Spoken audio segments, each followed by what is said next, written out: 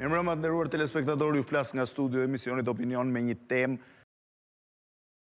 Në 4 ditë më parë unë anonçova që ditën e sotme do të kishim një temë që lidhej me mënyrën se si kishim kaluar pushimet e kësaj vere në Shqipëri, që do të ishte jo një debat, por një çështje impresionesh të një grupi njerëzish që u shaftuar dhe reflektimet e tyre mbi to, por ngjarja tragjike që ka ndodhur të premten dhe humbja e jetës e një biznesmeni, njëkohësisht një dëshmitar i rëndësishëm i një afere korruptive që lidhej me trafikun e armëve nga Shqipëria drejt Afganistanit, ajo e Kosta Trebickës, e ka ndryshuar agjendën e emisionit Opinion. Emisioni sotëm është përqendruar në reflektimin ose në thellimin e ngjarjes tragjike që ka ndodhur ditën e premte. Ka qenë rreth orës 13:32 minuta kur korrespondenti e televizionit Klan Daniela Zisi në Korçë ka marrë një telefonat që informonte për një aksident rrugor që kishte ndodhur diku në periferitë jo në periferitë e Korçës, por në periferitë e Voskopojës, në një zonë të izoluar dhe një rrugë të thellë dhe të rurale. Natyrisht që askush nuk ka pasur dieni se për çfarë aksidenti bëi fjalë. Nisja e parë ka qenë thjesht për të raportuar një lajm mbi një ngjarje pa ndonjë rëndësi të veçantë, por ky lajm në të vërtetë ka qenë kryelajmi i gjithë shtypit shqiptar në 72 orët në vazhdim. Ka qenë kryelajm për arsye se Kosta Trebicka ishte një dëshmitar të jetë i rëndësishëm në një aferë që i takonte një korrupsioni jo vetëm shqiptar, por që shkonte përtej Shqipërisë, që shtrihej në disa vende të Europës lindore si dhe në Shtetet e Bashkuara të Amerikës. Kosta Trebicka kishte gjetur vdekjen rreth pak minuta më parë, megjithëse dëshmitarët që është ndjekim më pas thonë ose rrëfejnë që ai ka qenë ende i gjallë deri në momentin që ata kanë arritur ta shohin, pra ta gjejnë trupin e tij. Gjithsesi, vdekja e Kosta Trebickës u rrethua me shumë mister.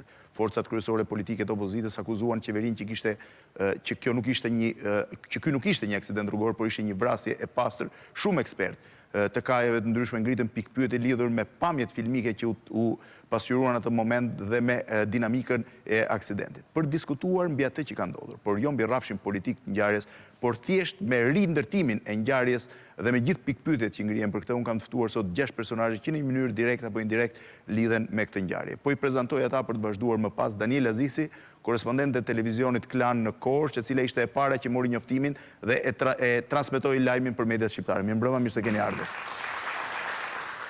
Tonin Boca, i drejtorisë kundër krimeve të rënda në Ministrinë e Brendshme, personi i cili ka vëzhguar nga afër operacionin e kthyrjes në vendit të ngjarjes apo jo? Zoti Boca, mirëmbrëma, mirë se keni ardhur. Admir Sinamati, nëndrejtori i Institutit të Mjekësisë Ligjore, që ka bërë raportin mjeko-ligjor mbi vdekjen e Kosta Trebickës. Mirëmbrëma, mirë se keni ardhur. Pra janë 3 persona të cilët kanë qenë direkt të përfshirë në këtë. Nga ana tjetër, kam 3 po ashtu ekspertë të cilët padyshim do të ngrejnë pikpyetjet e tyre. Pierin Ndreu, ish nëndrejtori i përgjithshëm i Policisë Shtetit. Mirëmbrëma, mirë se keni ardhur, zoti Ndreu. Mitat Tola, ekspert i Policisë Rrugore, drejtor ekzekutiv i Qendrës për Sigurinë Rrugore, apo jo? Nuk gabova as në përcaktimin. Alfred Peza, drejtori Ora News, një televizion i cili e ka ndjekur në dinamikën e ngjarjes papushim që nga ai moment dhe që padyshim ka pasur pikpyetje veta. Por për çfarë do të diskutojmë sot? Përpara se unë t'ju tregoj argumentat, në numrin e telefonit që keni të afishuar në ekran, ju do të çoni pyetjet tuaja. Të gjitha pikpyetjet që ju keni në kokën tuaj, të gjitha ato pikpyetje që ju kanë bërë më misterioze vdekjen e Kosta Trebickës, ju mund t'i çoni duke pyetur o në një personazh konkret ose duke më drejtuar mua dhe unë do të pyes më pas të ftuarit. Pyetjet tuaja, pra pyetjet më interesante, më provokative do të afishohen në këtë ekran mbas shpinës time, në mënyrë që ju që të ftuarit të kenë mundësi t'ju japin përgjigje. Por kthehemi tani tek argumentat e debatit sotëm. Për cilat tema do të diskutojmë? Le të ndjekim.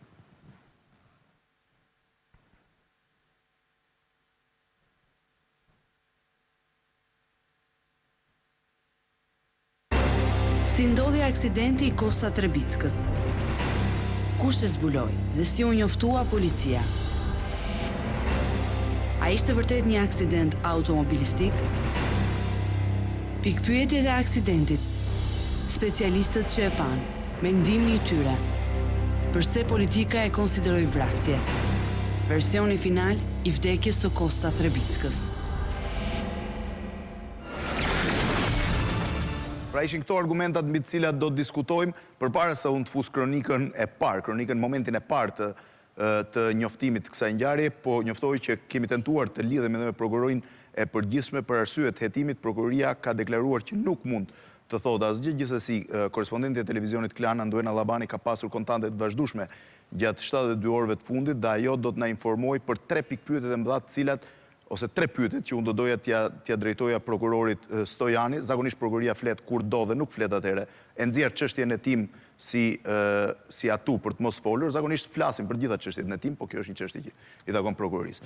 Rikthehem tani te kronika e parë. Kronika e parë ashtu si ka transmetuar televizioni Klan në momentin e parë të ngjarjes, kur u mor vesh që bëj fjalë për Kosta Trebickën, por kishte ende një dyshim ose një dyshim që personi i vdekur mund mos ishte Kosta Trebicka. Le ta ndjekim këtë kronikë.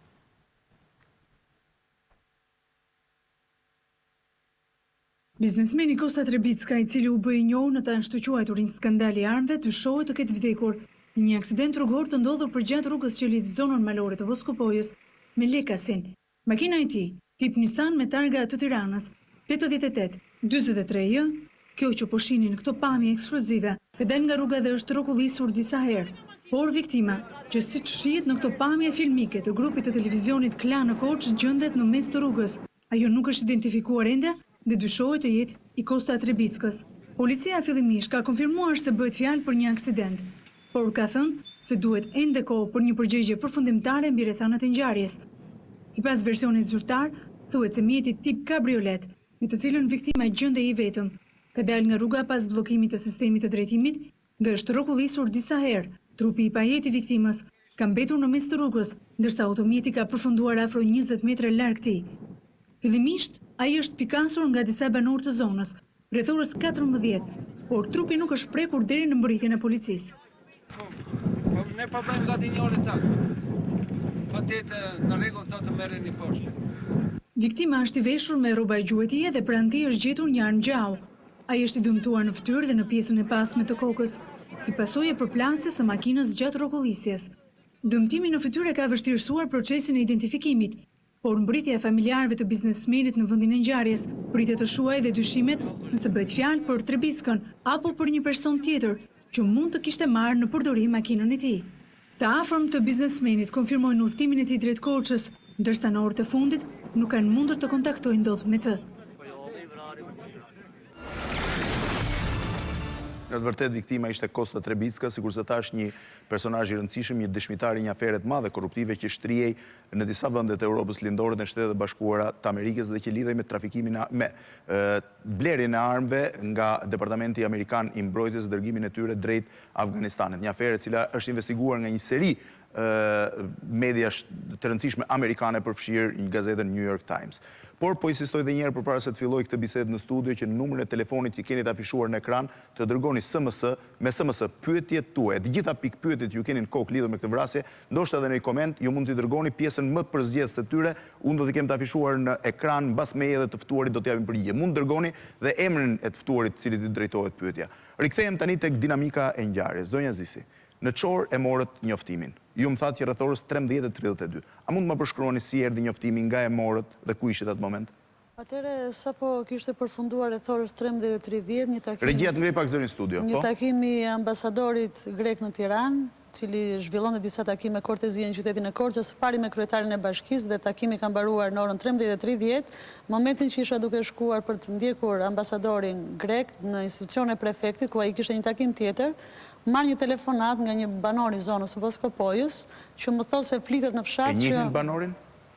Kishe pasur disa kontakte. Ishte një kontakt juaj, po? Po, një kontakt im, i cili më njoftoi se flitej në fshat që një burr i vdekur është gjendur në rrugën rurale që lidh Voskopojën me Lekasin.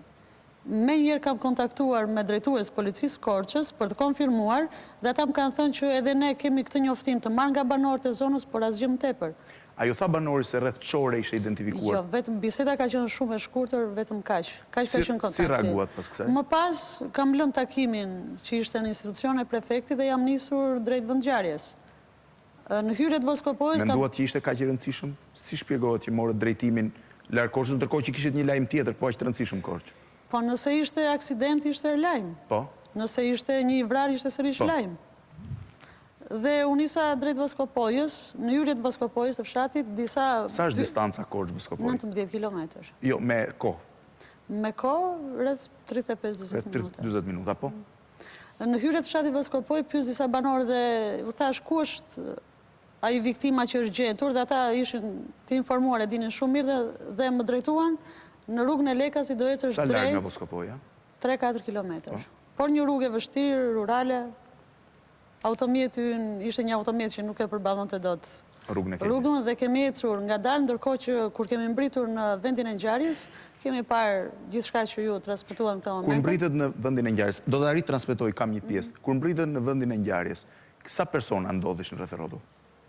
Ndodheshin rreth 20 banorë që ishin të Gjergjevicës, të fshatit më të afërt të Lekasit, por dhe disa banorë që ktheheshin nga një vdekje që kishte ndodhur në fshatin Marian dhe duhet ktheheshin në Voskopoj. Kishte përfaqësues të policisë ose strukturave shtetërore?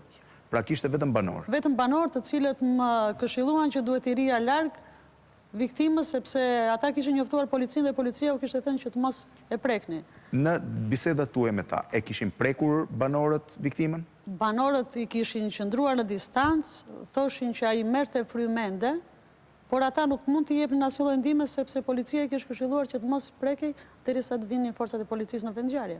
Rreth çfarë ore thanë ata që e kishin identifikuar viktimën? Ata thanë rreth një orë më parë. Rreth një orë më parë. Në momentin që ju arritët, rreth një orë më parë. Në momentin që arritëm. Pra ju keni marrë telefonatën pak a shumë rreth 15-20 minuta mbasi kishte ndodhur, mbasi ishte identifikuar.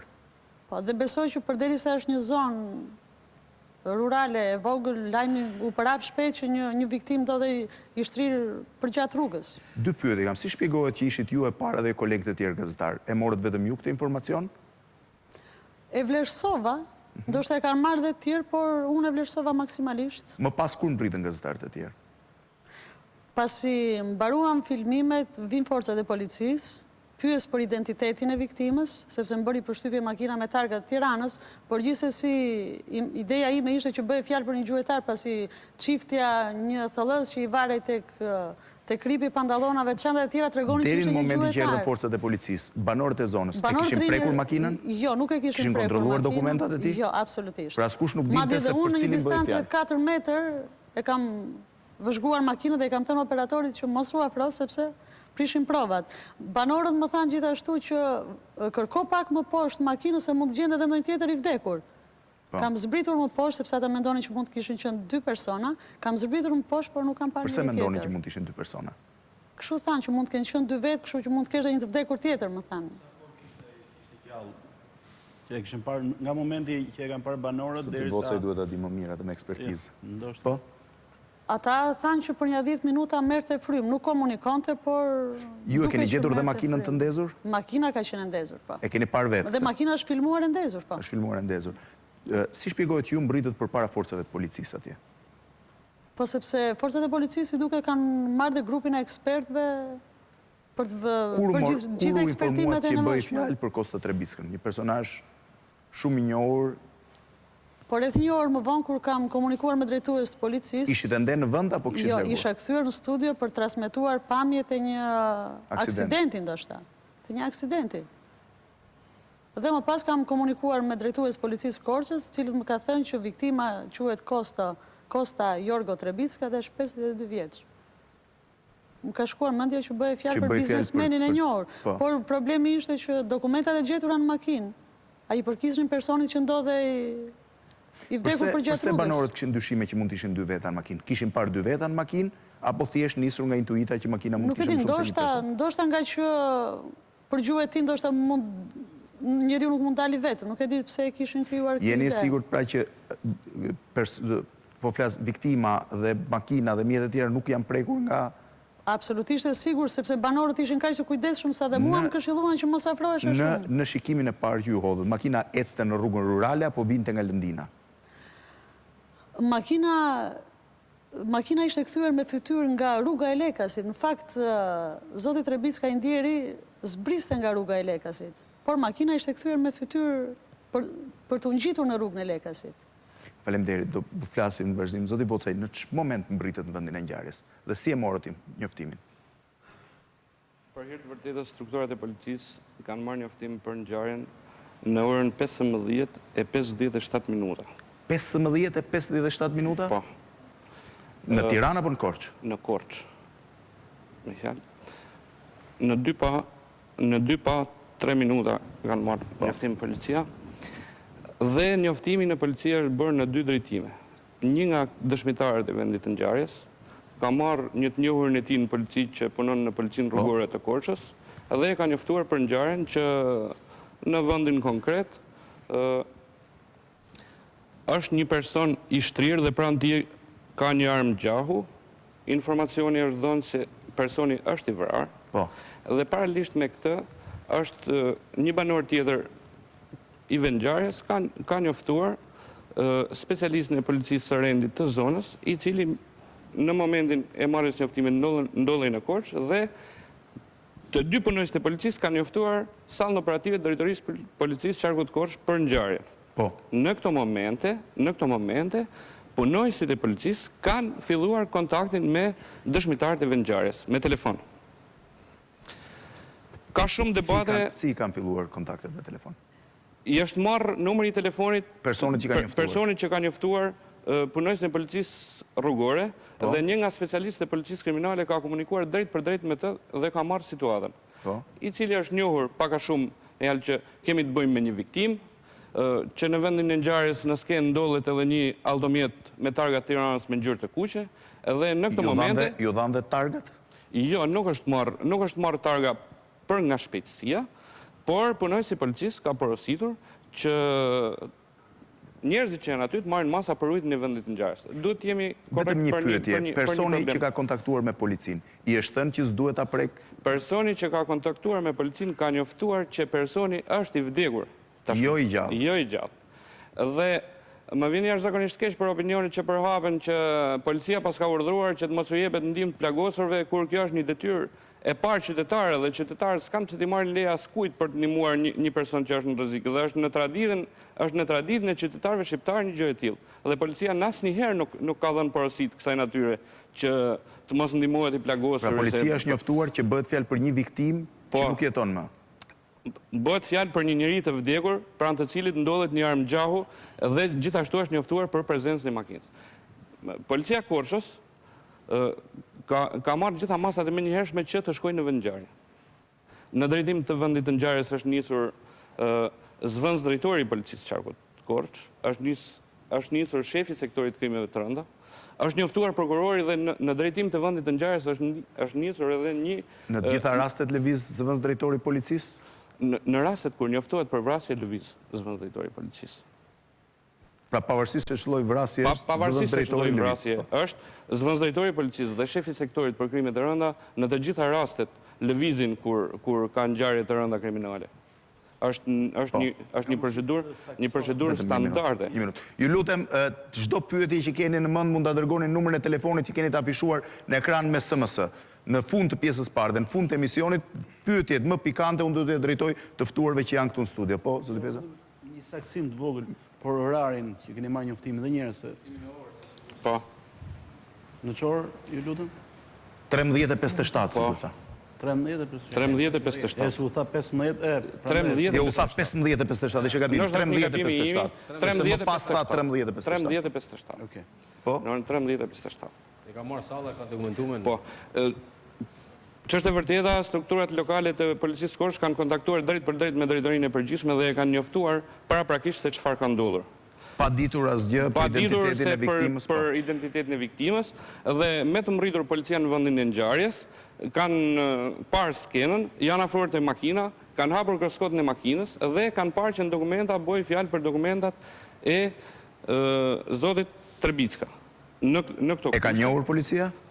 Policia ka parë dokument, ka komunikuar drejt për drejt... E ka kuptuar për cilin person bëj fjalë? E kanë kuptuar se për cilin person bëj fjalë, kanë komunikuar drejt për drejt me ne, dhe ne u kemi thënë që të merren masa të plota për rujtjen e vendit të ngjarjes dhe të mos kryhet asnjë veprim tjetër dhe njëkohësisht të njoftohet drejtuesi i prokurorisë rrethit gjyqësor Korçë. Ju e morët informacionin nga salla operative Korçës? Unë kam marrë informacionin drejt për drejt nga zëvendës drejtori i policisë qarkut Korçë dhe nga shefi i sektorit. Ja komunikuat ministrit këtë? Po, unë ja u kam komunikuar zëvendës drejtorit përgjithshëm policisë, drejtorit përgjithshëm policisë, të cilët kanë njoftuar ministrin e brendshëm dhe prokurorin e përgjithshëm. Cili ishte porosia që u dha nga linja drejtuese? Mua personalisht nuk më është komunikuar ndonjë porosie drejt për drejt, por porosia ka qenë që të shkohet menjëherë në drejtim të vendit ngjarjes dhe të merren masa për sigurimin e të gjithë ekspertëve të mundshëm të cilët do t'jenë në dispozicion të prokurorisë për të kryer veprimet e duhura procedurale. Kur mbritët ju personalisht atje? Personalisht, unë kam rritur rreth orës... Po atë ditë? Nuk bëhet fjalë, me helikopter me njëherë nga Zyra dhe kemi arritur në vendngjarje rreth orës 4 pa një çerek mas dite. Cili ishte impresioni parë që Në këtë kohë, në vendngjarje, unë kam gjetur përveç drejtuesve lokal të policisë, drejtuesin e prokurorisë rrethit gjyqësor Korç, unë kam shkuar së bashku me shefin e sektorit të vlerësimit të gjurmëve dhe të vendngjarjeve në Institutin e Policisë Shkencore, kam shkuar së bashku me shefin e sektorit krime kundër personit. Përgjithësisht prokurorisë përgjithshme kishte? Gjithashtu kam shkuar edhe me një mjek ligjor të Institutit Mjekësisë Ligjore. Përfaqësues prokurorisë përgjithshme? Me helikopterin tjetër ka ardhur edhe një prokuror nga prokuroria përgjithshme. Cili ishte impresioni parë që patët duke kthyer vendin? Impresioni parë ishte se kjo vendngjarje duhej të vlerësohej. Vendngjarja kishte një shtrirje relativisht të madhe. Përse? Kishte një shtrirje qoftë për sa i përket pozicionit viktimës, të sendeve dhe provave që gjendin rreth saj, por edhe distancës që kishte makina. Me viktimën, me trupin, po. Veprimi i parë që kemi kryer ne është që ne përpara se të fillonte qyrja e vendit të ngjarjes, ne kemi filmuar vendin e ngjarjes. Ky filmim është bërë qoftë në planet përgjithshme, qoftë në planet veçanta të vendit të ngjarjes. Pra, të gjitha detajet e kësaj vendngjarje janë të filmuara dhe bashkë me referimin e veprës penale janë vënë në dispozicion drejtuesit prokurorisë rrethit gjyqësor Korç dhe ndodhen tashmë në dosjen hetimore. T'ju bëj një pyetje të sinqertë. Përveç kësaj, përveç procedurës standarde të fotografive kriminalistike që kryhen në rastet e këshyrjeve të kësaj natyre, kjo është të shoqëruar edhe me filmime. Pra, këshyrja e vendit të ngjarjes edhe këshyrja im të vendit të ngjarjes është e shoqëruar edhe me filmime, të cilat janë tashmë pjesë e dosjes hetimore dhe janë bashkë me materialet e tjera në dorë të prokurorisë rrethit gjyqësor Korç. T'ju bëj një pyetje. Në momentin e parë që mbritët atje, ju personalisht patët dyshim që është vrasje apo aksident? Të them të drejtën, unë rreth 10-15 minuta unë nuk kam biseduar me njeri. Vetëm kam parë ngjarjen në një plan të gjerë. Fillimisht të jepte përshtypje me fjalë, sidomos pozicioni makinës ishte pozicion shumë dyshues për vendin se ku gjendej automjeti. Pastaj është analizuar në mendje vendngjarja pjesë dhe unë që në fillim kam patur mendimet e mia për këtë ngjarje. Që ishin? Mendimet e mia që unë nuk dua t'i bëj publike se kush kanë qenë mendimet e mia, sepse këto mendimet e mia nuk do t'i bëjnë mirë mendimet që kam patur unë e curisë së hetimit, sepse mendimet e mia duhet të vërtetohen me një sër aktesh ekspertimit që do të flasim më vonë, siç është akti i ekspertimit mjekoligjor ose akti i ekspertimit autoteknik. A patët një dyshim që mund t'ishte vrarë? Padyshim që kam patur dyshime. I keni ende këto? Çështja është në tim dhe unë mendoj se këto nuk do t'i shërbejnë as securisë së këtij emisioni, as securisë së hetimit. Detyra ime është gjithsesi të bëj pyetje. Në fakt, unë kisha një seri pikpyetjesh. Një seri pikpyetjesh që i kam mbledhur me shumë vëmendje nga gjithë çka që shtypi, përgjithshëm sidomos shtypi, ka pasur dhe që mund të jenë në mendjen e çdo shqiptari që mund të jetë për këtë moment përpara televizionit. Ju lutem stafit të vendos pak të gjitha pikpyetjet që ka për këtë ngjarje dhe më pas do vazhdoj me shpjegimin e secilës prej tyre. Vdekja e Kosta Trebickës nuk ka kaluar pa hezitim. Pikpyetje dhe mosbesim në Tiranë. Shtypi ka qenë i pari që ka nënvizuar një seri pikpyetjesh, një pjesë të cilave kanë marrë përgjigje, e ndërsa të tjerat presin të marrin në ditët në vijim. Përse Kosta Trebicka u nis për gjueti në Voskopoj vetëm, ndryshe nga sa bënte zakonisht, cili ishte miku koçar që e ftoi. A ka pasur realisht një telefonat ftesë dhe nëse po, përse ai nuk ishte me të? Përse u regjistrua në hotel me emër të rem dhe përse lëvizte i vetëm në një zonë krejt të izoluar? Si doli makina jashtë rruge? Ishte terreni i keq, shpejtësia e madhe apo pakujdesia? A ka qenë Trebicka në momentin e aksidentit duke gjuajtur në lëvizje apo ishte thjesht duke drejtuar automjetin? Përse trupi ishte pothuajse 43 metra larg nga makina dhe përse kjo e fundit ishte ende e ndezur dhe në gjendje normale pas disa rrotullimesh? Përse arma dhe shpendët e vrarë në gjueti, që në afër trupit, dhe pse ky i fundit që në një pozicion të relaksuar, thuajse e kishte vendosur njëri me dorë? Përse kur ndije i kërcënuar, siç pretendojnë familjarët, Trebicka nuk kërkonte mbrojtje nga prokuroria, por lëvizte i vetëm, madje në zona të tilla, kaq larg Tiranës.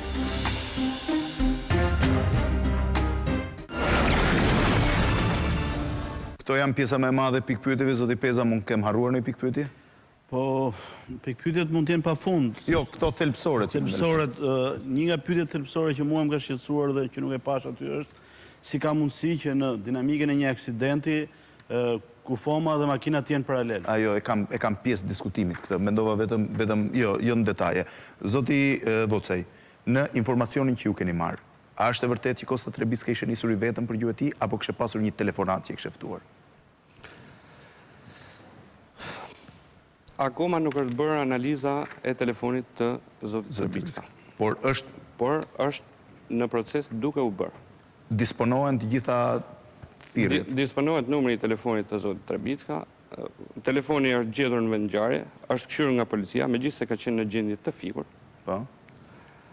Dhe analiza e thirrjeve telefonike që ka bërë zoti Trebicka, ose janë bërë në drejtim të telefonit të tij, patjetër që do t'i hap rrugë hetimit për të sqaruar nëse ai është ftuar në këtë gjueti. Por ne kemi deklarime të personave, qoftë familjare, qoftë të afërmëve të tij, që e provojnë që ai është nisur vetëm për në gjueti. Është normale që të niset dikush vetëm në gjueti? Ky është pikpyetja më e madhe që ngrinte shtypi. Kjo është një pikpyetje të cilës nuk mund t'i japun përgjigje, sepse ne ndodhemi përballë faktit që tani ai ka qenë vetëm në gjueti. Të paktën ne kemi të provuar që ai në hotelin Akademia në Voskopoj ka shkuar i vetëm, ka darkuar i vetëm dhe në mëngjesin e datës 12 është larguar i vetëm. Ka më shumë se një dëshmitar për këtë?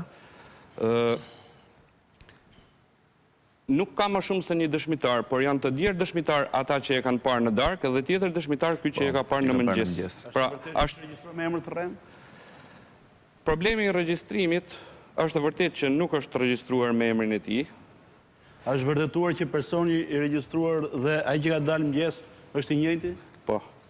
Është i vërtetuar.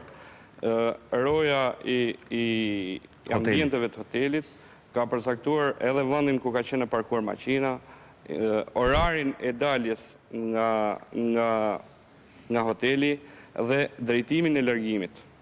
Problemi është tu se në vendin e ngjarjes është gjetur dhe sekuestruar nga policia gjatë këshyrjes edhe një Chels, i cili dukej që ishte një Chels i një hoteli që mante numrin 107, dhe në dhomën 107 të hotelit Akademia në Voskopoj, ne kemi realizuar këshyrje ku kemi gjetur edhe sende të tjera. Edhe gjurmë të gishtave ti? Ne kemi gjetur edhe sende të tjera personale të zotit Trebicka, si që ishin çanta me ndresat e tij, klefi i çiftes. Sepse do qëndronte edhe një natë më shumë.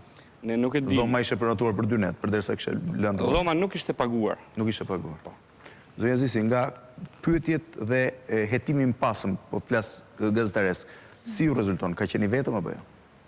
Nga çfarë kanë pyetur dëshmitarët, që kanë pohuar se mbrëmjen e së njëjtës, zoti Kosta Trebicka ka pyetur një banor të Voskopojës se ku ndodhej kampi, siç Po një person që ka shkuar shpesh për gjuhë e tij në atë zonë, si nuk e di kampin? Një kamp ka vetëm. Po ndoshta nuk ka shkuar shpesh në atë zonë, sepse edhe banorët tjerë thonë që nuk e njihin si fytyrë, ose të paktën nuk kishin parë makinë. Po personat e tjerë që keni pyetur thonë të njëjtën gjë, që e kanë parë vetëm? E kam parë vetëm, sepse u ka bërë përshtypje makina dhe këtë makinë e drejtonte njëri veshur me rroba gjuetie, ushtarake pra. Unë kam të ndihmojmë këtë moment.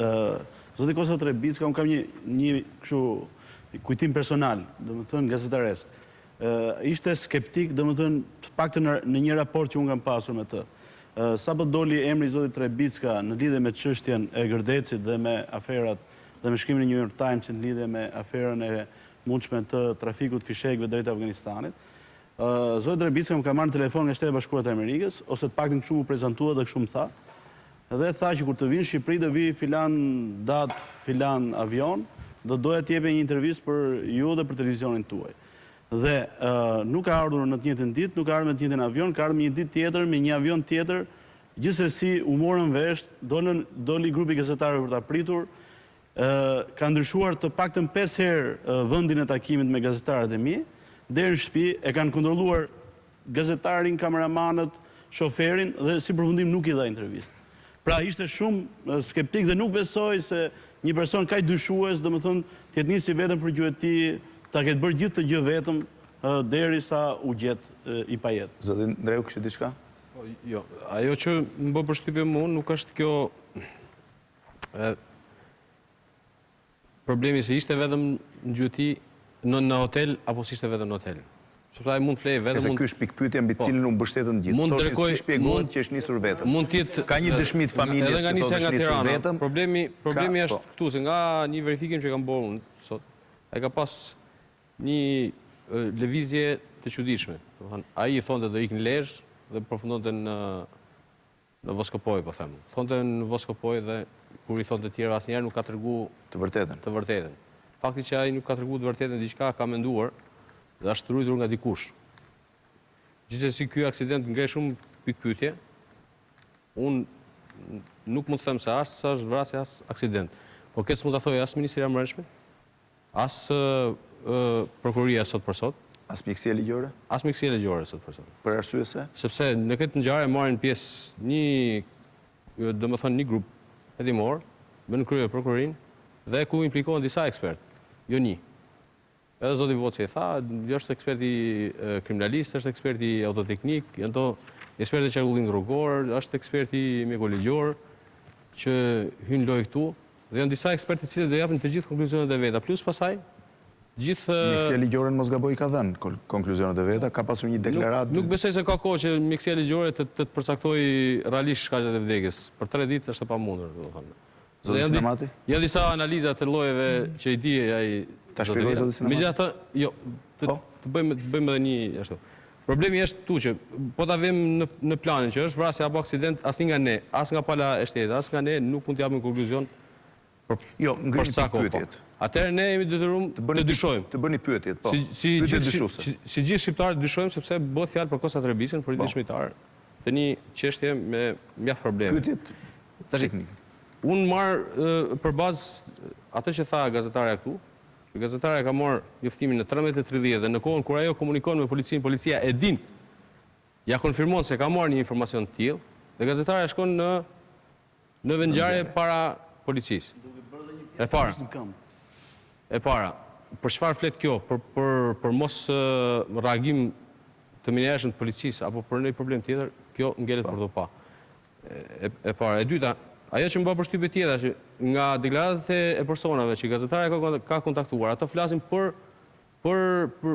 frymëmarrjet persone që ka qenë në vendngjarje. Domethënë ai merrte frym. Dhe në këtë rast, atë që tha zoti Voci, që është e vërtetë, e para njerëzit duhet të reagojnë vetë për të dhënë ndihmë, sepse momenti i parë dhe detyra e parë gjithkujt është të jepet ndihmë për shpëtuar jetën e atij. Morë vesh.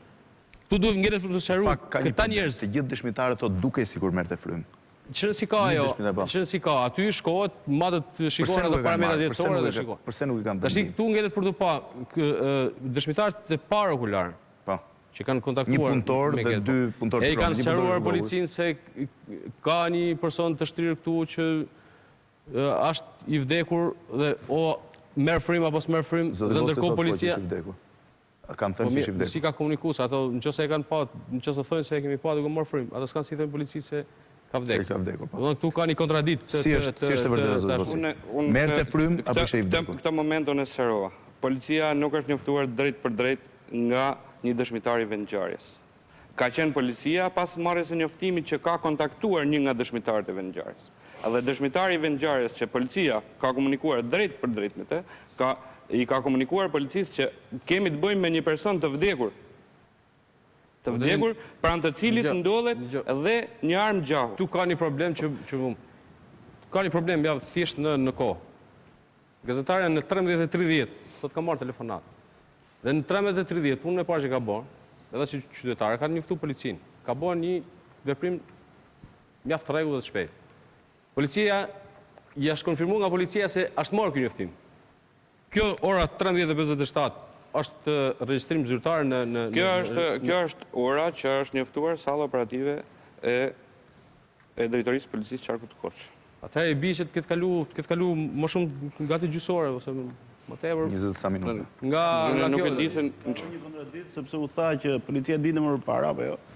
Dhe policia, domethënë, kishte informacion policia. Ndërkohë që gazetarja ka fol, policia e tha e di. E ka marrë njoftimin. Informacion se kisha unë pra që një njeri është gjendur i pra e ditë para jush. Ju e keni njoftuar policinë ju personalisht? Apo keni komunikuar kohë më mbrapa me policinë? Unë kam kontaktuar me policinë për të marrë informacion dhe për ta njoftuar. Sa kohë mbasi e morët ju informacionin? Me njëherë? Në bazë 2-3 minutash, po. Dhe ju thanë që gjendet një person i vdekur? Ju thanë është një person i vdekur apo një person... Si e morët informacionin nga... Informacioni që është një i vdekur i shtrirë në mes rrugës Lekasit. Kaq. Problemi është ky që... Sepse banori ishte i zonës Voskopojës, nuk ishte i zonës Lekasit. Nuk ishte i zonës Lekasit. Në asnjë rast dhe në asnjë ngjarje kriminale, policia nuk ka dhënë asnjëherë porosi që të mos ndihmuan të plagosur. Kjo është e qartë. Dhe gjithë qytetarët e dinë. Unë nuk dyshoj që një polic për shkak mund ta ketë buket. Po nuk besoj se një qytetar për të dhënë ndihmje të plagosurit duhet të... Por ama as nuk duhet pyesi policinë. Sepse ka një problem. Polici mund të jetë treguar i pakujdesshëm, nuk e ka formimin nevojshëm për të qenë detyrë dhe keni plot tillë ju. A përveç në momentin që ai ka thonë që ne kemi një trup të ushtrirë dhe ai merr frym, duket se merr frym, policia thonë lere mos e prek vendin e ngjarjes. Sepse aq e ka menduar ai. Mund të ketë qenë një punonjës policie i pakualifikuar dhe oficer i pakualifikuar. Kjo është problem. Kjo nuk është problem zyrtar, se sa është problem çështje personale e një punonjësi policie. Ky problem është verifikuar. Ky moment do sqaru. Punonjësi policisë që ka kontaktuar me vendngjarjen, me këmbgulin e tij, është informuar dhe ka formimin e duhur profesional, është specialist i policisë kriminale, ka komunikuar, ka gjetur numrin e dëshmitarit nëpërmes punonjësit policisë rrugore dhe ka komunikuar drejt për drejt me te, dhe është informuar për situatën. Dhe në këto kushte ka dhënë porositë e nevojshme për sigurimin e vendit të ngjarjes. Ne po ngremi Nana jonë vlerësohet që veprimet e këtij punonjësi policie kanë qenë korrekte dhe në zbatim. Ne po ngremi hipoteza mbi bazën atyre që kemi dëgjuar dhe që tha gazetare këtu. Se një dëshmitar aty. Mund të jetë dhe neglizhencë, po normal nëse është nga kjo nuk varet thelbi i çështjes, nuk varet nga kjo. Jo, çështja është aksident apo mund të ketë shpëtuar, edhe mund na flisë shumë gjëra mbrapa. Duhet bëj disa pyetje që lidhen me pikpyetjet e tjera dhe që besoj zoti Tola, ty bëj një pyetje. A mundet që një makinë e cila pëson një aksident rrotullohet disa herë të mbetet e ndezur ende pas aksidentit? Qëllon? Po, paraprakisht unë doja të ngrija një problem tjetër. U bë dita e 4 që nuk ka akoma një akt ekspertimi autoteknik. Unë kam qenë në të gjitha ngjarjet aksidentale, ku shteti ka patur interes të madh për të zbardhur shkaqet. Kujtoj aksidentin e Dukagjinit, kujtoj aksidentin e Pukës, ku aktet e ekspertimit janë bërë brenda natës ose paraprakët janë bërë, domethënë në presion të madh, po janë bërë brenda natës. Është ngritur gjithë drejtoria ku unë kam punuar dhe ka shkuar. Ne sot jemi ditën e 4 dhe akoma nuk ka një akt ekspertimi autoteknik. Ka apo nuk ka zot? Se është vërtet për të sqaruar. Përderisa ne kemi mjetin, kemi një akt ekspertimi mjekoligjor. Akoma një akt ekspertimi autoteknik. Dhe mendoj që nuk do të kemi as në ditët e afërta një akt ekspertimi autoteknik. Do t'ja u shpjegoj unë se përse. Po, ja një minutë t'ja përgjigj. Tani policia është kufizuar në vendin e ngjarjes vetëm me këshirën e jashtme të automjetit. Po. Pra, automjeti në vendin e ngjarjes është këshirur nga ana jashtme me detaje. Dhe ky përshkrim i automjetit është i pasqyruar në procedurbalin konkret të këshirjes së vendit të ngjarjes. Është i shoqëruar me fotografi kriminalistike dhe është i shoqëruar me filmim. Po. Të gjitha këto janë tashmë në dosjen hetimore. Automjeti edhe për shkak se po errësohej, nuk është këshirur nga brenda në vendin e ngjarjes. Në çfarë kuptimit nga brenda? Automjeti është i modifikuar dhe është i tipit kabriolet, pra që është i hapur në të gjitha anët. por haptas me sy dallohen se në aldomjet, pra brenda aldomjetit, ka sende dhe prova tjera që ka nevojë të këshyren dhe të vlerësohen. Nga ana jonë, në zbatim të urdhit të drejtuesit prokurorisë rrethit gjyqësor Kosht, kemi thritur në vendngjarje 143 dhe altomjeti është ngarkuar. Me porosi, është ngarkuar, pa prekur timonin, pa futur një punonjës policie brenda altomjetit, por është ngarkuar në Karotres dhe është dërguar dhe ruhet edhe sot në ambientet e drejtorisë policisë qarkut Korsh, ku ruhet në një ambient të mbyllur, të dyllosur dhe me roja me punonjës policie. Kush administron? Prokuroria apo policia? Prokuroria dhe policia gjyqësore. Prokuroria dhe policia gjyqësore. Me porosi të prokurorisë së përgjithshme, është vendosur që këshyrjen dhe ekspertimin e gjendjes teknike të këtij automjeti do të bëhet me një grup të specializuar ekspertësh që do të thirren nga jashtë vendit. Sapo më vjen nga gazetari Jonan Duena Allabani më thotë që sipas burimit të saj në prokurori akti ekspertimit do bëhet nga FBI, sepse s'kan mjete për skenën tridimensionale. Është e vërtetë apo s'është vërtetë? Problemi është që për të bërë një akt ekspertimi autoteknik nuk hyn fare skema tridimensionale. Nuk bashkohen bashkë. Është gjë tjetër skema tridimensionale që do ta shpjegoj unë më poshtë.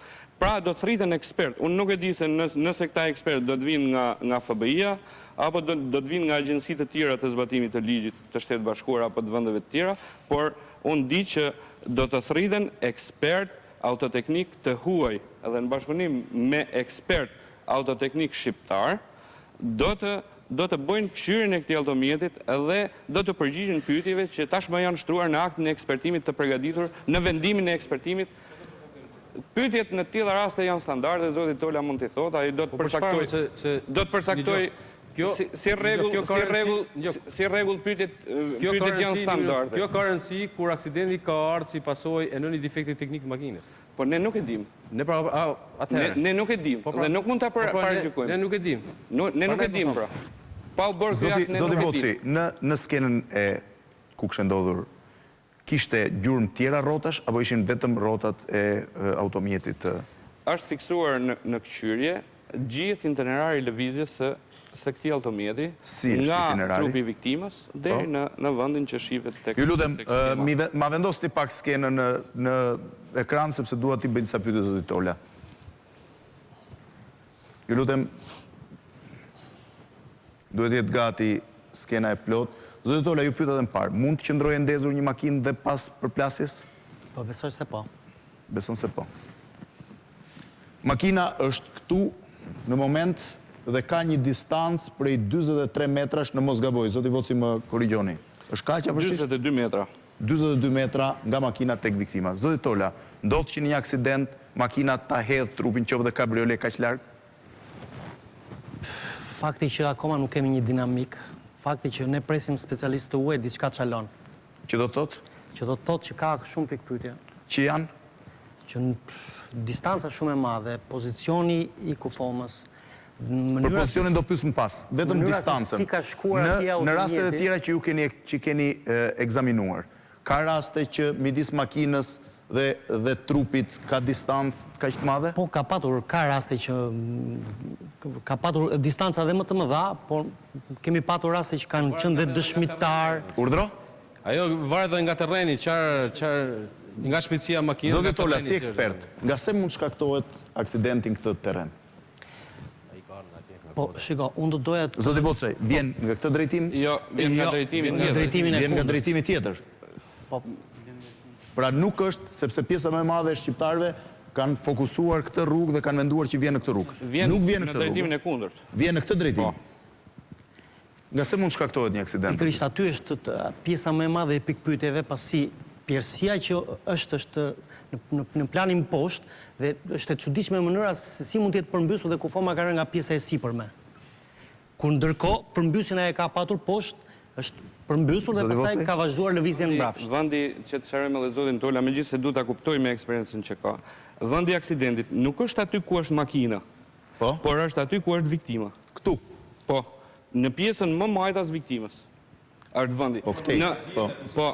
Aty dhe ka ra viktimat në rrugë. Kjo problemi. Në vendin e ngjarjes. Si është realizua jo? Ju lutem një minutë. Ku e ka marrë makina? Në vendin e ngjarjes ka gjurmë të fiksuara dhe element të sigurt. Ka shenja frenash? Edhe te kjo fotografi që ju keni, në qoftë se do ta shikoni me kujdes, dallohen gjurmët e devijimit të automjetit. Nga e djatha në të majtë. Dallohen qartë gjurmët e devijimit të automjetit. Flisni për këto? Po, edhe në krahun tjetër. Po. Nëse është për devijimin. Ky është një ndër shkaqet kryesore të aksidentit. Cili? Pra, nga se ka ndodhur ky devijim? Pse ka ndodhur? Jo, devijimi është pasoja, shkaku kush? Jo, shkaku pra është një ndër shkaqet mund të jetë humbja e vëmendjes drejtuesit automjetit. Celulari ka qenë i mbyllur. Një nga shkaqet që mund të mendojmë është humbja e vëmendjes nga celulari, po celulari deklarohet që ka qenë i mbyllur. Celulari në momentin kam idenë që terreni nuk të lejon celulari në momentin që policia ka vajtur në vendin e ngjarjes ka qenë i ndezur dhe një punonjës policie i është përgjigjur thirrjes së telefonit të bërë nga bashkëshortja e viktimës. Dhe punonjësi i policisë i është prezantuar dhe i ka njoftuar që ka ndodhur një aksident. Bashkëshortja e zotit Trebicka ka telefonuar dhe i është përgjigjur një oficer, një oficer i policisë, i cili është pyetur me cilësinë e personit që tregon rrethana të dobishme të hetimit dhe ajo i është prezantuar dhe punonjësi i policisë është prezantuar dhe i ka thënë që ka ndodhur një aksident dhe ai nuk e ka njoftuar që kemi të bëjmë me një të vdekur, por kemi një të plagosur që është nisur në drejtim të spitalit Korçës, sepse punonjësi i policisë e ka patur shumë të vështirë ky terren t'ia thotë. Është i thyer kjo rrugë sepse nuk dallohet fotografia. Për këtë qëllim nga prokuroria e rrethit gjyqësor Korçë dhe policia gjyqësore është urdhëruar kryerja e ekspertimit tekniko-topografik të gjithë vendit të ngjarjes. Tashmë në duart e prokurorisë ndodhet skica dhe shumë shpejt do të ndodhet harta tredimensionale e vendit të ngjarjes. Në këtë skicë përcaktohen të gjitha kuotat, lartësia e kurrizit të kësaj rruge. Ka distancë, ka kurriz rruga nga sa e këqyrët ju? Po, patjetër që ka distancë, janë të përcaktuara me kuota, edhe nga fotografia dallohet qartë që ka një kurriz kjo rrugë. Dhe ky ekspertim tekniko-topografik që i është bërë vendit të ngjarjes, përveç se të bën që të nxjerrësh konkluzione kryesisht për lëvizjen e mjetit, pra largimin e mjetit 42 metra nga vendi fillestar i ngjarjes, por do t'i shërbej edhe ekspertëve të tjerë gjatë kryerjes së ekspertimeve, qoftë të ekspertimit autoteknik ose të përcaktimit të dinamikës së aksidentit. Më falë, shkëputemi pak sekonda spotet publicitare dhe rikthehemi sërish në transmetim. Jemi rikthyer sërish në transmetim në këtë emision në cilin po tentojmë të hedhim ose një sa mundemi dritë mbi pikpyetjet mbi aksidentin e Kosta Trebickës, i cili u gjend i vdekur në rrugën që lidh Voskopojën me Lekasin, mos gaboj apo jo zonja Zisi, dhe që padyshim ka pushtuar pjesën më të madhe të faqeve të shtypit përditshëm dhe mediave vizive në 72 orët e fundit. Ndërkohë, ka një numër shumë të madh mesazhesh, pyetjesh të dërguara me SMS, po zgjedh disa prej tyre, Regjia ka zgjedhur disa prej tyre që do doja t'i jepnin përgjigje të ftuarit këtu. Lutem SMS-n e parë. Përse nuk u njoftua ambulanca? A duhet njoftoj ambulanca? Organet që lajmërohen janë policia rrugore dhe ambulanca. Bile është detyre policisë, nëse nuk është njoftuar ta njoftoj. Tjetër? Mesazhi tjetër? A është identifikuar se nga kush është bërë telefonata në sallën operative? Po. Është identifikuar personi që e ka bërë telefonat? Është identifikuar. Është thirrur, është pyetur? Janë pyetur. Dhe dëshmitë e tyre ndodhen në dosjen hetimore. Lidhur me ambulancën, në rastin konkret, policia nuk ka patur pse të njoftojë ambulancën kur bëi fjalë për një të vdekur. Po. Pyetja tjetër? A ka mundësi që viktimat këtë gjuajtur neci e sipër ndonjë zog fluturues dhe është rrokullisur nga pakujdesia? Zoti Tola? Po, kjo është për ta sqaruar grupi ekspertëve dinamikë, akoma ne nuk kemi një dinamikë. Në një rast të tillë mund ndodh. Kemi një raport mjeko-ligjor, kemi mjetin, kemi rrugën, por nuk kemi një dinamikë. Ne nuk mund të nxjerrim konkluzione se kush ka qenë shkaku i humbjes së kontrollit të automjetit nga drejtuesi pa patur aktin e ekspertimit autoteknik dhe dinamikën e aksidentit që do të përgatitet me aktin e ekspertimit. Po merret prokuroria me këtë çështje? Po merret. Prokuroria dhe policia gjyqësore kanë përgatitur vendimin e ekspertimit autoteknik. Dhe akoma nuk janë thritur ekspertët, sepse për ekspertimin, për kryen e këtij ekspertimi, do të thriten ekspert të huaj dhe ekspert shqiptar më të njohurit e fushës. Fakt, prokuroria do kishte nevojë sot të ishte pranishme të përdhënë qoftë dhe shpjegimet bazike në të vërtetë. Nuk e di pse prokurorët janë vazhdimisht shumë të hapur për gjithçka dhe janë shmangur kësaj çështje. Në fakt, justifikimi i tyre ka qenë që është çështje në hetim, por padyshim që flasin për ditë, për Gërdecin, për rrugën Durrës-Kukës, për shumë probleme tjera që janë po ashtu në hetim dhe nuk e di se pse për këtë rast janë shmangur. Gjithsesi, unë dua të lidhem me Anduena Llabanin, e cila ka qenë gjatë 72 orëve në kontakt vazhdueshëm. Mirëmbrëma Anduena. Mirëmbrëma Blendi, mirëmbrëma dhe ftuarve. Kam 3 pyetje që lidhen me prokurin, do doja t'ja bëja prokurorit në fakt çështjes. A ka dyshim prokuroria që kjo është vrasje apo mendon që është aksident? Ashtu si edhe ty. Regjin pak zërin në studio, po? Do të thoja që ashtu si edhe ti e kam patur dhe unë vështirë të konfirmoj një fakt tillë. Gjithsesi është një pistë e cila përfshihet në hetimin e prokurorisë. Duhet thënë që Kosta Trebicka ishte një dëshmitar kyç në tragjedinë e Gërdecit dhe hetimet e mëtejshme treguan se... Më fal, ishte dëshmitar në tragjedinë e Gërdecit apo në trafikun e armëve drejt Afganistanit? Pikërisht, Blendi, sepse hetimet më vonshme treguan se tragjedia e Gërdecit kishte lidhje me trafikun e armëve. Pra, lidhur me veprimtarinë... Është dëshmitar i Gërdecit apo i trafikut armëve? Është konfirmuar nga prokurorët e çështjes se ka qenë dëshmitar në të dyja çështje. Duhet thënë që është një çështje e vetme, ka një procedim penal. Çështja e Gërdecit dhe trafiku i armëve, duke patur parasysh edhe veprimtarinë e Deli Orgjit pra demontimin e armëve që ai kurrente në... A ishte Kosta Trebicka dëshmitar në mbrojtje?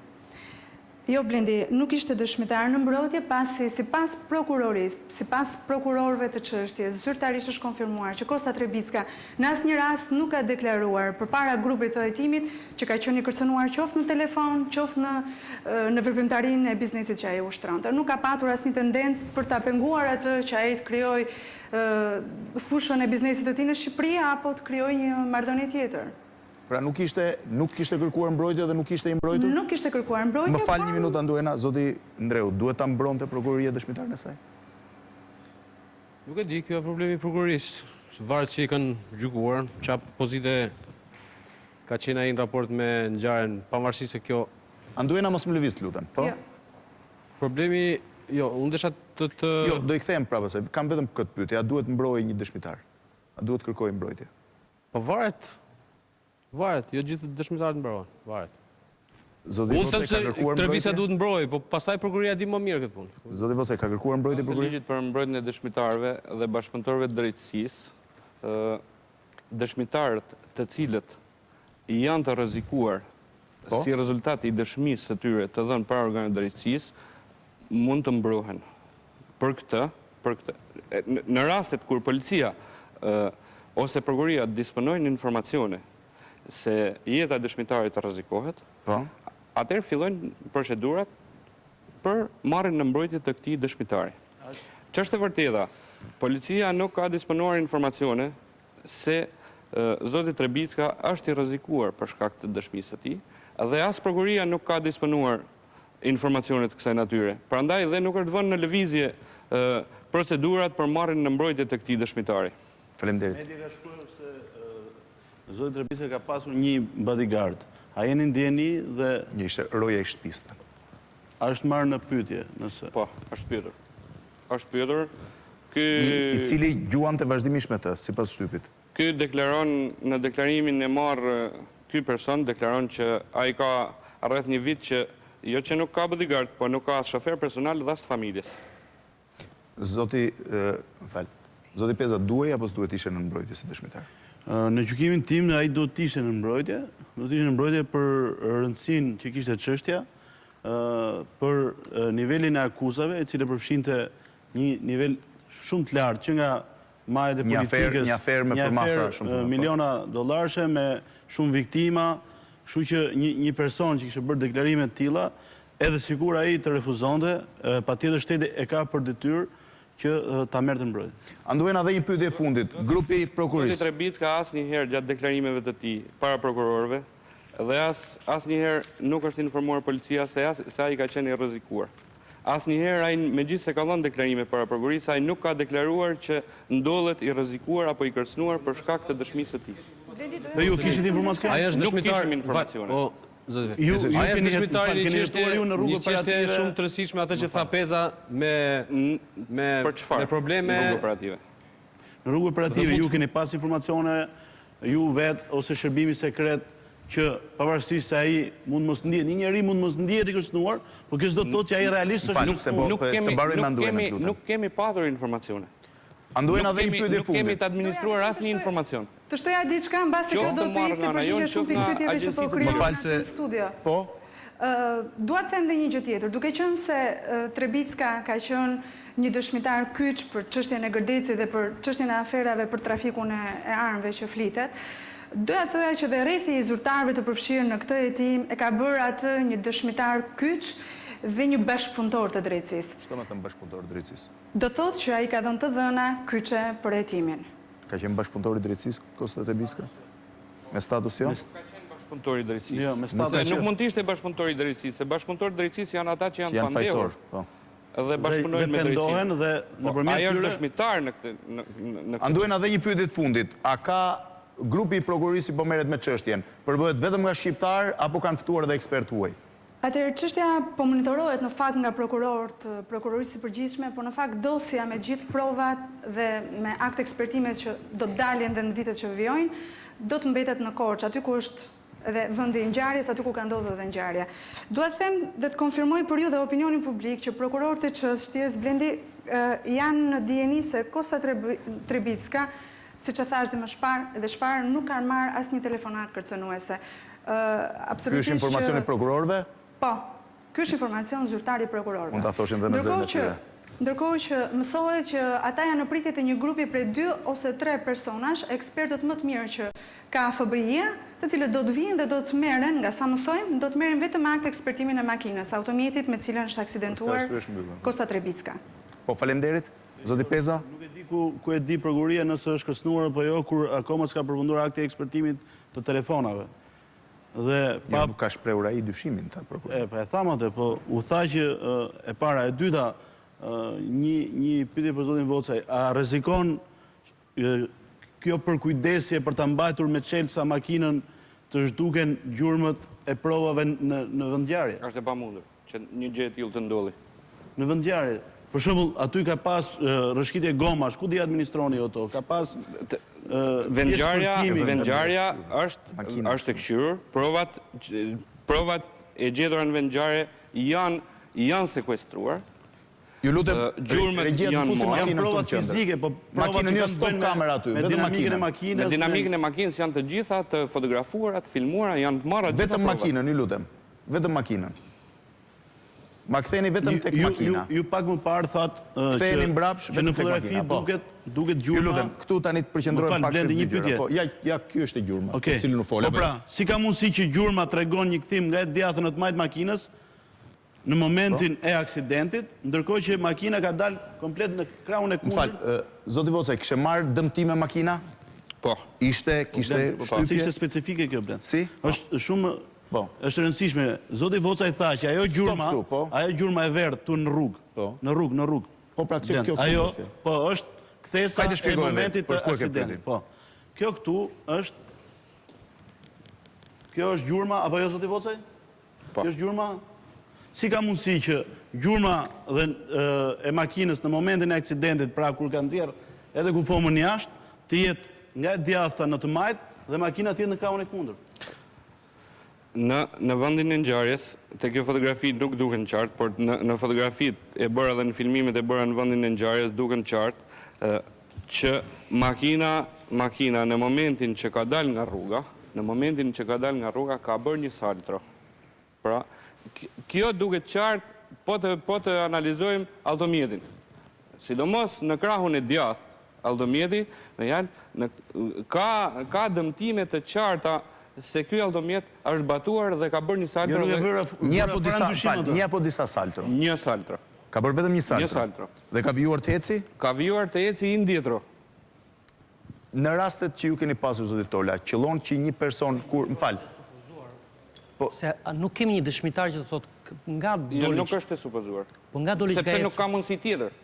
Po unë shikoj fotografinë dhe aty ka dy gjurmë që janë largë, dy gjurmë hije që duken me drejtimin e mjetit, që nuk i përputhen pozicionit ku ka dalë, ku është hedhur kufoma dhe ku ka shkuar mjeti.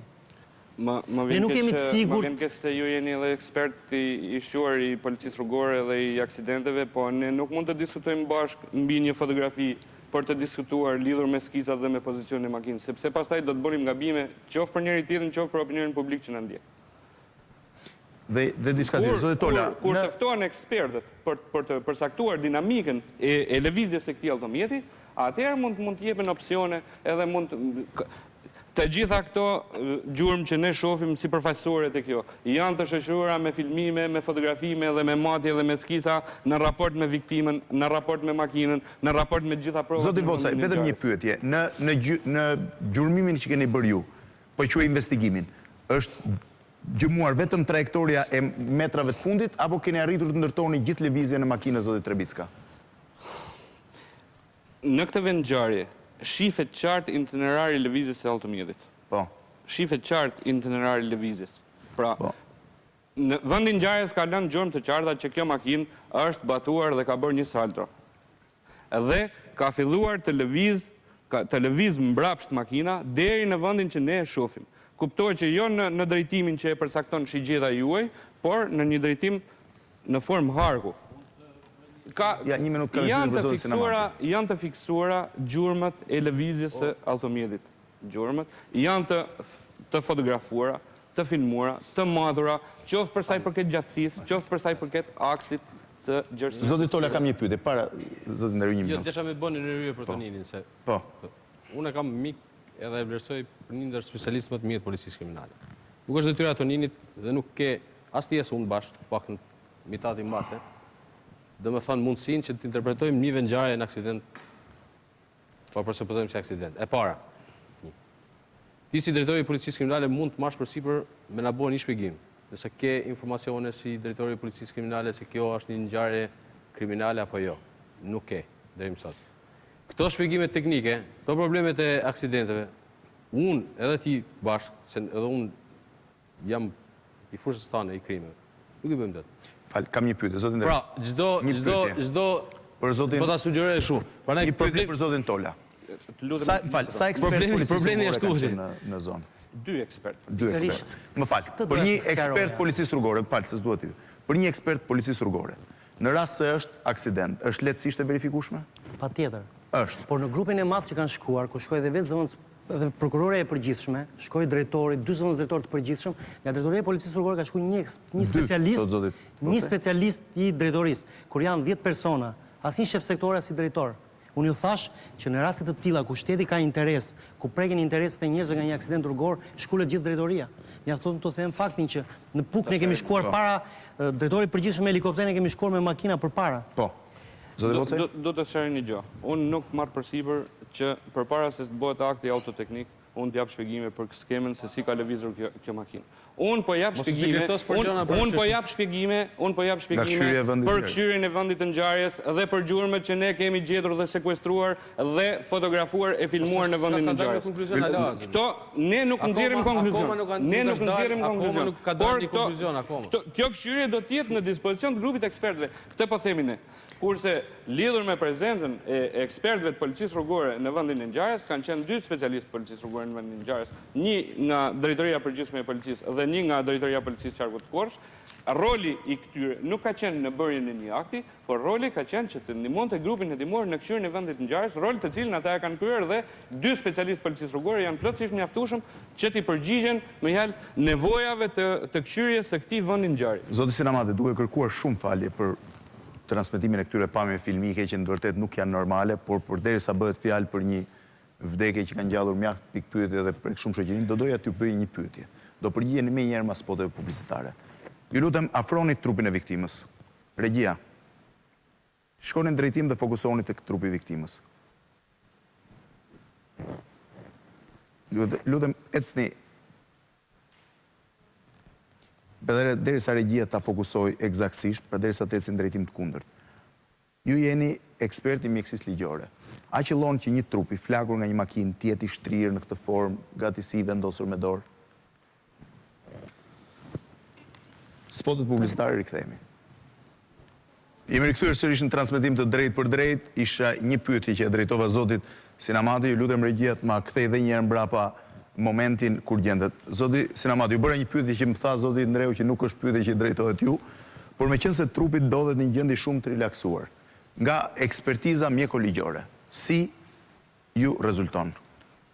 Atëherë, zoti Vevziu, që të arrim deri në këtë pikë, të japim përgjigje kësaj pyetje që është ndoshta edhe thelbi i gjithë ekspertimit mjeku-ligjor, dhe ajo që thotë zoti Ndreu dhe pjesa tjetër e panelit, duhet të sqarojm pozicionin e Institutit Mjekësisë Ligjore në raport me këtë ngjarje. Në drejtim të vendit të ngjarjes janë nisur nga ana e Institutit Mjekësisë Ligjore 2 ekspert mjeku-ligjor, një nga qendra dhe tjetri eksperti mjeku-ligjor i Shërbimit Rajonal Korçës. Ndërsa më vonë jemi nisë në drejtim të Korçës edhe 2 ekspertë të tjerë. Pra keni qenë 4 ekspertë në total?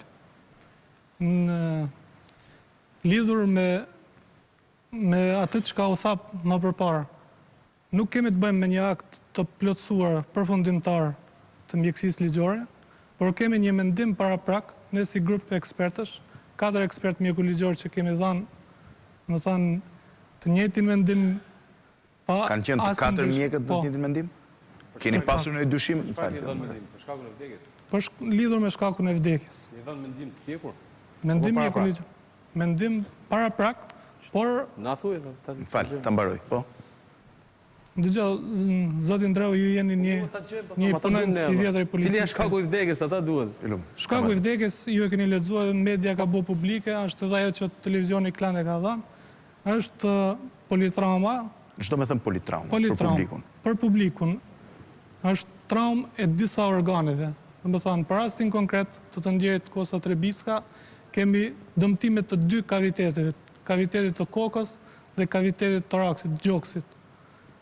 Tani, dëmtimet e konstatuara në kokën e viktimës kanë qenë frakturë e bazës kafkës, e shoqëruar me hemoragji të 2 anshme nga të 2 vesht, otoragji bilaterale, si dhe hemoragji nga hundët, hemoragji masive.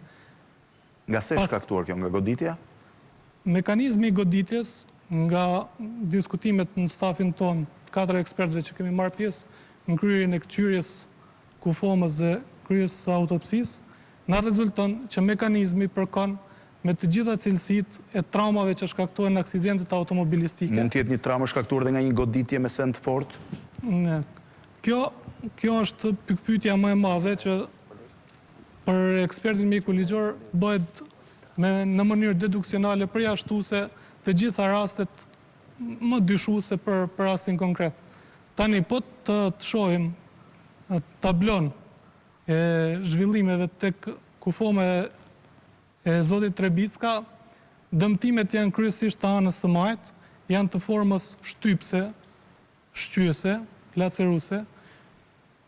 Dëmtimet, një plagë që është diskutuar edhe në qarqet mediatike, ajo plagë nuk është penetruese mbi veshin e djathtë, nuk është deri në kock, biles edhe në përzëbalin e këqyrjes kufomës është e cilësuar saktësisht, dhe dëmtimet që janë parë pas këqyrjes brendshme të kufomës, kemi një hematom totale të gjithë poshtë lëkurës kokës dhe me frakturë të kockës temporale që është rrjedh deri në bazën e kafkës, fosa krani media ose gropa e mesme e bazës kafkës, dhe ka dhënë dëmtim të 2 artereve kryesore të trurit që ushqen trurin, dhe kjo fraktura është shtrirë edhe në anën e majt deri në mesin e fosa krani media të majt. Mund bëj një pyetje të lutem? Një pyetje. Politraumët shkaktohen vetëm nga aksidentet apo? Jo. Se e keni thënë kështu që me fjalën politraum, domethënë ne duhet ta besojmë. Jo, politraum në kuptimin mjekoligjor, është një terminologji mjekoligjore dhe mjekësore, ne kuptojmë që kemi disa organe të dëmtuara, të traumatizuara, ku futet dëmtimi i trurit, dëmtimi i mushkërisë së djathtë, dëmtimi i heparit, i mëlçisë. Nuk shkakton vetëm aksident. Po pra, nuk shkaktohet vetëm nga aksidentet. Shiko. Edhe nga goditje me mjetet forta me gjëra të tjera, shkakton eksperti mjekoligjor bën diferencimet.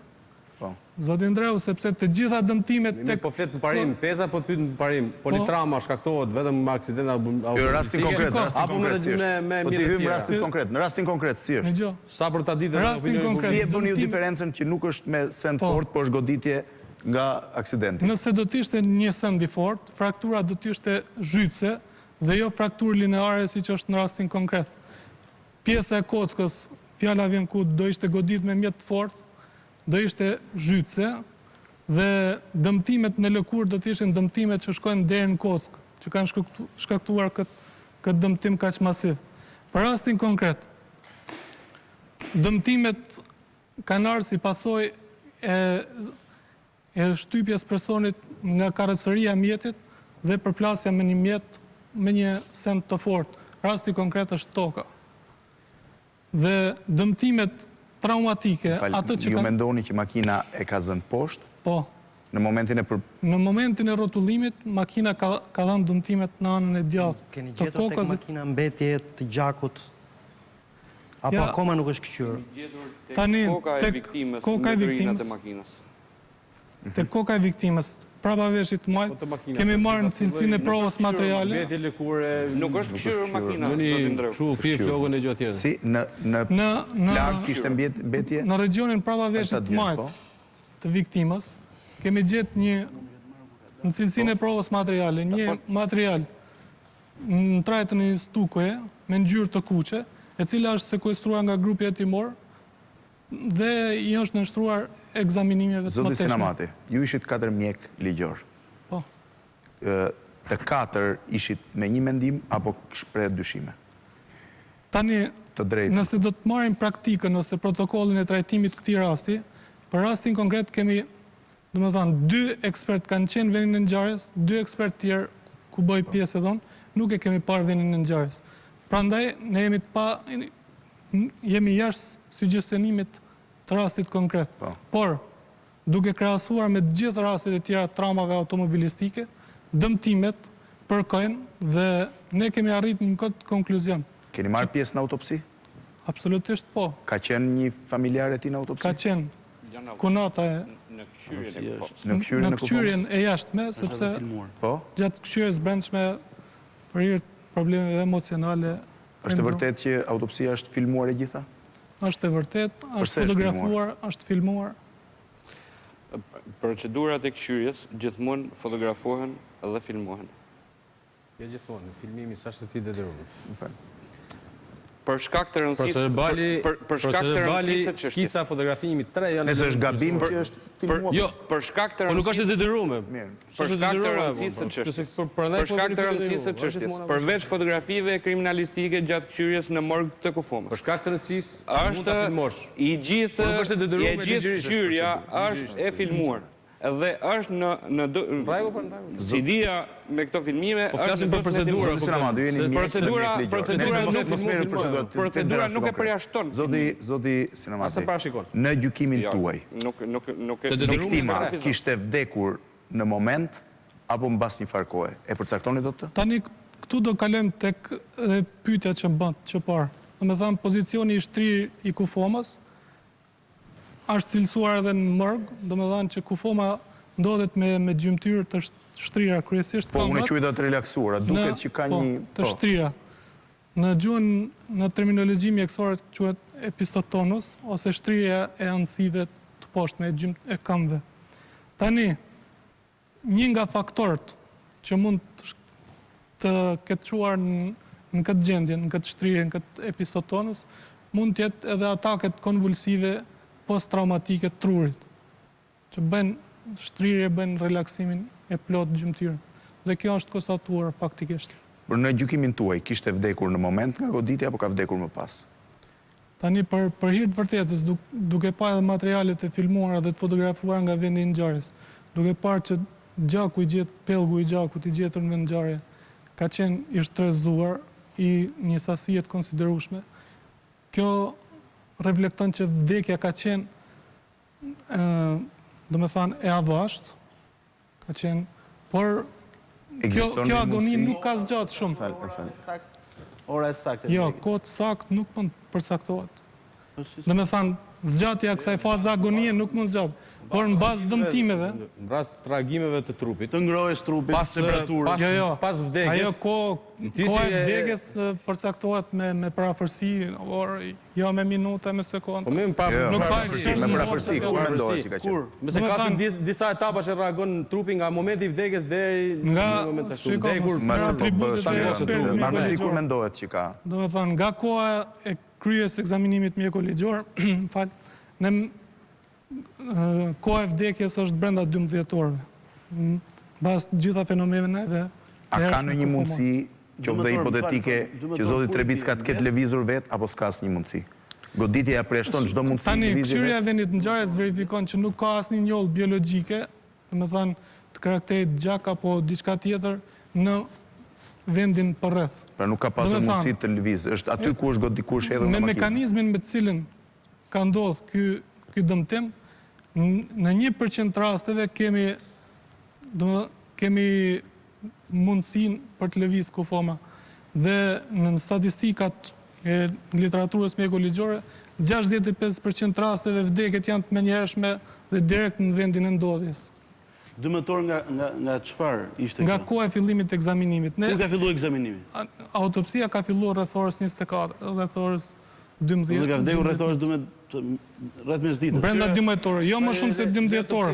Kthyeja jashtë me kufomës kur është bën çfarë ore? Kthyeja jashtë ka filluar rreth orës 24, 12. Ju lutem, kam disa pyetje këtu për ta.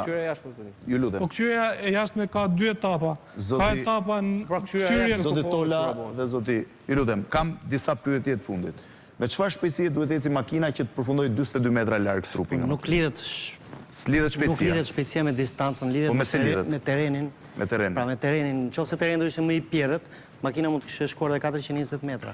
Nuk lidhet shumë me shpejtësinë. Pyetja tjetër? Arma e gjetur në vend ngjarje, kishte bërqitje, zoti Voci? Voci? Tani lidhur me armën, është e drejtë kjo pyetje që bëhet. Arma në vendin e ngjarjes është marrë, është paketuar dhe është dërguar në Institutin e Policisë Shkencore për t'ju nënshtruar ekzaminimeve për të parë nëse në këtë armë ka gjurmë daktiloskopike, nëse ka, kujt i përkasin ato. Gjithashtu... Shtu është procedura zakonisht? Po, zakonisht për armët, merren në vendin e ngjarjes duke respektuar rregullat e sigurimit teknik të këtyre armëve. Kjo armë gjahu kishte në folen e fishekut një prell, një fishek e cila është hequr, është paketuar duke ruajtur të gjitha gjurmët. Nuk mund të nuhatet një armë e tillë, por është shtruar pyetja në vendimin e ekspertimit dhe specialistët e policisë shkencore do t'japin përgjigje. Pyetja tjetër? Si qëndron e vërteta e qenit gjahut?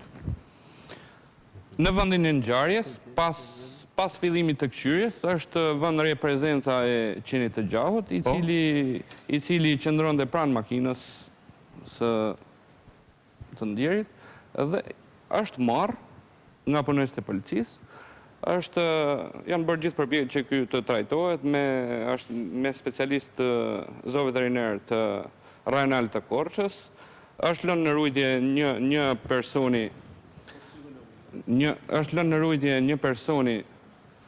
në Korçë, i cili me ka njohuri të posaçme në këtë fushë, edhe do t'i kthehet familjes. Janë bërë ekspertime nëse qeni ka padur dëmtime të jashtme, plagë, thyrje, nuk janë konstatuar. Zoti Voce, me qeni ekspert, ka mundësi... Regjia të lidhi me lajmet po, mbas asaj përplasja, ka mundësi që arma dhe gjitha sendet e tjera t'jenë aq afër trupit? Mbas gjitha asaj përplasja... Këtë do ta përcaktoj dinamika aksidentit. Nuk mund të flasim ne për këtë. Ju lutem, regjia të lidhi me edicionin qendror, ka një pyetje tjetër? Po, nxirreni edhe një pyetje tjetër para se të lidhemi me...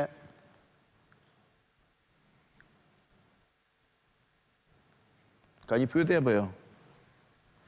Po, atëherë, po kërkoj edhe një ndjes për pamjet filmike që kemi shfaqur gjatë këtij emisione dhe gjatë edicioneve qendrore të lajmeve që nga dita në vazhdim, por për arsye të rëndësisë kësaj ngjarje, për arsye të pikpyetjeve që ngriheshin dhe të komenteve të shumta që ajo provokoi, kemi qenë detyruar që ta diskutojmë edhe pak më konkretisht. Ndërkohë Regjia në lidhje me studion qendrore të lajmeve të televizionit Klan, Fioralba Mirëmbrëma Reizi, ju kërkoj falje që ju kam shtyr rreth 30 minuta qëndrimi në studio në këtë orë të vonë. Kam kaluar gjithë limitet kohore të menduara për këtij emisioni, por për arsye të ngjarjes, për arsye të dinamikës saj, për arsye të gjithë pikpyetjeve të ngrita, ju kërkoj falje. Në përfundim të emisionit tuaj, zotë Vevziu, a mund të themi se ky emision sot ndoshta sqaroi diçka, hodhi pak dritë mbi ngjarjen, apo ajo që ndodhi me Kosta Trebickën mbetet ende diçka e diskutueshme? Kjo është një gjë që duhet ta përcaktojnë publiku që ka ndjekur këtë emision, ta kon atyre të thonë se sa bindës kanë qenë argumentat e secilit prej të ftuarve këtu për të parë se si ka ndodhur ngjarja në vërtetë. Ajo që pritet është që ne do të presim dhe një version zyrtar të prokurorisë, e cila sot në fakt nuk ka guxuar të dalë dhe të jap një shpjegim qoftë dhe të përgjithshëm, jo e ftuar në studio, por nga zyrat e saj është shmangur, ndërkohë që për ngjarje të tilla, paktën në eksperiencën time, zoti Peza duhet ta di më mirë, prokuroria është gjithmonë e pranishme. Mbaj mend në kullat binjake në 11 shtator, prokurori i përgjithshëm i Shtetit Bashkuar të Amerikës ishte 2 herë në ditë në konferencë shtypi. Në të gjitha ngjarjet e rëndësishme, të një rëndësie të veçantë, rasti më i fundit ne kemi ndjekur në media, ka qenë rasti i mostrës në Vjenë, në Austri, ku kishte mbajtur vajzën prej 20 vitesh dhe shikonim 3 herë në ditë live në gjithë televizionet e botës prokurorin. Fevzi, kisha një pyetje për zotrin që ke atje. Çfarë mund të shtojnë sipas tyre ekspertët amerikanë që do të jetojnë për këtë çështje? E hap edhe i zirë çerekore emision. Jo. Zoti Vocaj. Zoti Vocaj? Me qenë se këtij emisioni po i vjen fundi, unë duhet të them duhet të nënvizoj 2 momente. Paka shumë dinamika e kësaj ngjarje është kjo që u tha në këtë emision. Që të përcaktohet, që të jepen konkluzione përfundimtare për këtë ngjarje. Duhet të presim aktin e ekspertimit mjekoligjor të plot që do të përgatitet nga Byroja e Ekspertimit, nga Instituti Mjekësisë Ligjore, ku krahas shkakut të vdekjes lidhen edhe me një sër analizash të tjera, dhe e dyta dhe mjaft e rëndësishme është ekspertimi autoteknik i makinës dhe përcaktimi i dinamikës së lëvizjes së këtij automjeti. Që të mos përdorim fjalën aksident, me qenë se shumë vedhave nuk u vjen mirë, të gjejmë dinamikën e lëvizjes së këtij automjeti në vend ngjarje. Të gjitha kushtet për të bërë kjo janë, ekspertët do të vinë dhe ky ekspertim do të bëhet. Duhet të them edhe një gjë.